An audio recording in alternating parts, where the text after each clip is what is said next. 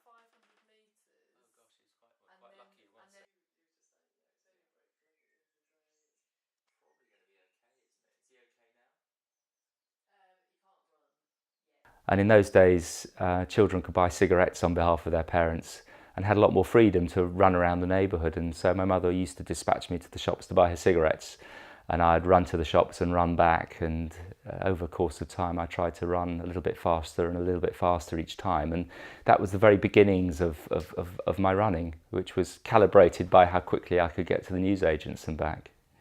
Luckily, the school I was at had some very good runners, and a master in charge of cross country who was a 2:19 marathon runner himself. So there was a very good a very competitive culture there, and to get into the school team you had to be reasonably good, and I was one of the slowest members of a very good team. So we had a lot of success when I was 15, 16, 17 and so on, and that again spurred me to become a very a competitive athlete as I grew up.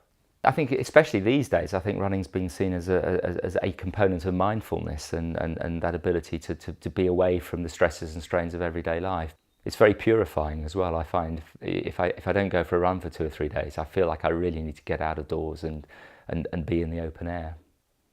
Well, it was all going pretty much according to plan until I went through 5.5K, and where the two starts merge, the red and the blue start merge. Just as the traffic was beginning to pick up, I got clipped from behind and fell to the ground.